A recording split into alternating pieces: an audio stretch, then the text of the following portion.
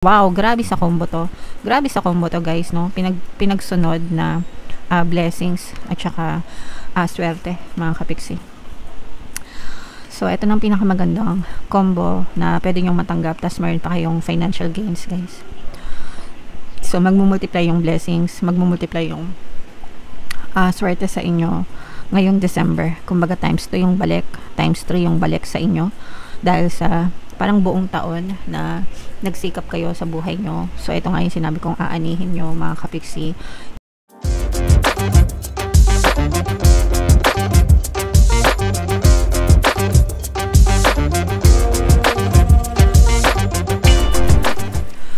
Hello guys, hello Sagittarius. Welcome back to Pinoy Pixie Tarot. Ang pamagat ng episode natin for tonight is Money Money Come to Me. Ito yung ating money reading, mga kapiksi, para sa Sagittarius, Sun, Moon, Rising Sign, and Venus ngayong December, guys. So, unahin natin tong deck na to, guys. Ito yung money manifesting technique para sa inyo. Leave a bank note, either a real one or a photocopied one, in front of a mirror so you can see its reflection. More money will begin to flow toward you as a consequence. So, kung meron kayong mga salamin sa bahay, guys, pwede kayo maglagay ng pera or magdikit ng pera dun sa salamin nyo as a consequence, kasi yung salamin reflective siya, guys. So pag sinabing reflective, nagre-reflect, mga kapiksi, diba? And pag nagre-reflect, dumadoble. So as a consequence then, more money will begin to flow toward you. Ibig sabihin, more money will come back to you, mga kapiksi. So subukan nyo tong gawin, guys. It's actually your belief that will make it work. Kung naniniwala kayo na babalik siya sa inyo ng mas doble. Meron pang isang tip, mga kapiksi. Ito ginawa ko dati nung luma pa yung bahay namin, pero ngayon hindi ko pa siya nagagawa ulit. Sa basong kristal, yung malinaw na baso, guys, maglagay kayo ng pera doon. Pwedeng mga coins, pwede nyong samahan ng bills. Tapos ilagay nyo sa bintana nyo na nasisinagan ng araw, mga kapiksi. So, as you know, Sun card represents blessings sa regular tarot deck, mga kapiksi. And kapag nasisinagan ng araw yung mga pera nyo, mas lalo nyo siyang na-attract papasok sa buhay nyo, papasok sa bahay nyo. So, subukan nyo rin gawin yon, guys, no? I can attest to that, mga kapiksi. Simula kasi nung pinagawa namin yung bahay, hindi ko na ulit siya nagawa, guys. Nakalimutan ko na. Pero super effective, guys. Subukan nyo din gawin, mga kapiksi. Okay? Again, baso. Clear na baso. Mas maganda kung clear. Tapos coins. Samahan nyo ng bills kung gusto nyo. And then, ilagay nyo lang sa may bintana na nasisinagan ng araw. Guys, okay? Alright. So, yeah. Mas maganda kung yung bintana sa loob ng bahay, no? Kasi baka mamaya yung bintana nyo katapat pala kapitbahay, diba? Kung may bakuran kayo, mas maganda. Kasi hindi mananakaw yung baso, mga kapiksi. Alright. So, comment down below, guys. Subukan nyo yan.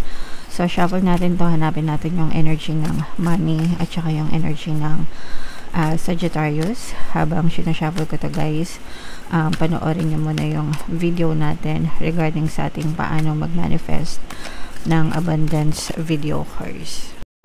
Kapiksi, sawa ka na ba sa mga struggles at hirap sa buhay mo? Masipag ka ba at masikap sa buhay ngunit hindi ka pa rin umaasenso? Ilang beses ka na bang nag-attempt mag-negosyo at mag-invest pero palagi ka pa rin nalulugi? Sa pagkakataon na ito ay maaaring may subconscious beliefs ka na nagiging balakid sa iyong pag-unlad at pagyaman.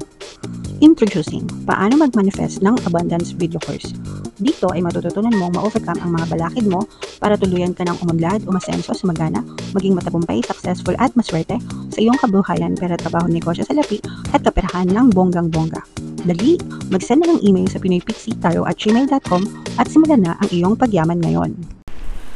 Alright, sa lahat ng gusto mag-avail ng course guys, meron tayong paano mag-manifest ng abundance video course, paano mawala ang third party at magkaroon ng harmonious na relationship, paano pabalikin si ex revised breakup. Sa mga interesado guys, mag-send lang kayo ng email sa pinipixitaro@gmail.com. And sa mga naghahanap ng pampaswerte na lucky charms or lucky bracelet, aventuring tsaka citrine, yung recommended ko mga kapiksi, may makikita kayong mga link sa description box guys. So, Sagittarius, kayo ay represent ng King of Wands. Ito yung ating money energy, mga kapiksi. Latag natin yung spread nyo. By the way, guys, available na yung inyong 2026 kapalaran para sa bawat zodiac sign. Kung hindi nyo pa napapanood, punta lang kayo sa homepage natin, mga kapiksi. Wow, super ganda. Super positive ng inyong energy, mga kapiksi. Unahin na natin to guys, no? Ito yung mga financial gains at saka mga rewards. Ito yung tag-ani season. Marami kayong aanihin, mga kapiksi. Marami kayong aanihin sa larangan ng pera, kita, revenue, profit, gains, mga kapiksi, financial gains, no? Ngayong December, and yung iba sa inyo na experience nyo na to guys, kasi pwedeng nagkaroon na kayo ng mga bonus, mga kapiksi. Yung iba pwedeng parang sobra-sobra pa yung natanggap nyo kaysa dun sa mga inaasahan nyo. At saka may chance pa ito na mag-multiply, mga kapiksi, kapag ito ay nire-invest nyo. So kunwari nilagay nyo siya sa isang magandang investment, mga kapiksi, mas lalo pa siyang magmo-multiply and mas lalo pa siyang lalago. So, mas mapapakinabangan nyo siya ng long term, guys. Hindi lang siya pang short term, hindi lang siya pang ngayong buwan na to, guys. Pero kapag ito ay nilagay nyo, nilagak nyo sa isang lugar na pwede siya mag-multiply, talagang long term yung magiging resulta nito para sa inyo, mga kapiksi. Okay? Makakatanggap din kayo guys ng mga update. Ito yung mga bagong simula guys, lalo na kung nag-a-apply kayo ng bagong trabaho, bagong mapagkakakitaan, mga kapiksi. Kunwari nag-apply kayo ng bagong trabaho, matatanggap kayo sa trabaho na yan. Kung meron kayong mga investment or mga loan na nilalakad, ma-approve yung mga loan na yan. Yung mga loan na to guys, parang gagamitin nyo rin ito pang kabuhayan, no? Hindi naman siya parang loan na inutang lang. Pwedeng kunwari nag-loan kayo kasi kailangan nyo ng placement fee kasi mag-abroad kayo, yung mga ganun. Kumbaga gagamitin nyo rin siya pang kabuhayan. Nag-loan kayo kasi kailangan nyo magpa-medical, magpasa ng mga requirements para sa ina-applyan yung trabaho. So magiging malaki yung balik nito sa inyo, mga kapiksi. Alright? And may mga loyal din na tao na tumutulong sa inyo, especially your family guys, no? Parang tsaka kung may kids kayo, kung meron kayong mga anak, mga kapiksi, parang dahil sa kanila kaya kayo bumabangon, dahil sa kanila kaya kayo lalong nagiging masipag. Actually, yung iba sa inyo guys, nagagamit nyo yung mga anak nyo para sa source of income. Yung example niyan, yung mga nagko-content, nagvo-vlog na naka-feature yung mga anak nila, although kanya-kanya naman tayong preference, mga kapiksi. Pero may mga ganun, no? Hindi naman sa napagkakakitaan yung mga anak, pero dahil balhagi sila ng vlog, kumbaga nakatulong sa kanila, guys. So, depende yan sa trip nyo, mga kapiksi. Wow, grabe sa combo to. Grabe sa combo to, guys, no? Pinagsunod na blessings at saka swerte, mga kapiksi. So, ito nang pinakamagandang combo na pwede nyong matanggap, tas meron pa kayong financial gains, guys. So, magmumultiply yung blessings, magmumultiply yung swerte sa inyo ngayong December. Kumbaga times 2 yung balik, times 3 yung balik sa inyo dahil sa parang buong taon na nagsikap kayo sa buhay nyo. So ito nga yung sinabi kong aanihin nyo, mga kapiksi, and malaki yung balik sa inyo guys. Diba kanina sabi ko malaki yung balik? Malaki talaga, and doble, no? Pwedeng doble, triple, pero malaki yung balik sa inyo ng blessings at swerte, mga kapiksi. So, i-main nyo na yan sa comment section, guys. Mind blessings, pagpapala, kasaganaan, mind swerte, good luck, good fortune. Ito lang, guys, medyo mag-ingat lang kayo kasi nakaramdam ako ng doble cara dito, lalo na sa mga boss nyo. Kung meron kayong mga boss na medyo stricto, o kaya parang merong meron kasing ibang mga boss na abusado, no? So, baka inaabuso kayo ng mga boss nyo, hinaharas kayo, kahit anong klase ng harassment, guys. Verbal harassment, physical harassment, emotional harassment, no?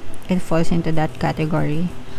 So, medyo mag-ingat lang kayo, guys, kung may mga ganyang klase kayo ng abuses, guys, no? Kasi yung iba sa inyo, parang nararamdaman ko na inaabuso kayo sa trabaho, mga kapiksi. So, mag-ingat kayo, guys. Alright? So, comment down below, Sagittarius, if feeling nyo naka-resonate kayo dyan. Shuffle natin to, guys. Bunot lang tayo ng additional message. So, responsibilities, mga kapiksi. Alam ko naman na very responsible kayo, guys, sa buhay nyo, no? And, yeah, so, kailangan natin maging masipag and magsikap at magtiyaga para sa mga responsibilidad natin sa buhay. Hindi naman kayo nag-iisa, mga kapiksi. Palagi kayong tinutulungan ni universe every step of the way sa bawat kilos nyo. So, habang may buhay, may pag-asa, push lang ng push, mga kapiksi. Huwag susuko. Pag napagod, pwedeng magpahinga, pero wag na wag tayong susuko sa buhay, mga kapiksi. Alright? Okay. So, yeah. Comment down below, Sagittarius, if feeling nyo nakaresonate kayo. Yung mga magaganda dito, guys, i-main nyo na sa comment section. Ito yung ating 2026 kapalaran. Ito naman yung ating success stories ng paano mag-manifest ng abundance video course. Click here to subscribe, guys. Thank you for liking, sharing, and subscribing. See you next time. I love you all. Have a nice day. Bye-bye.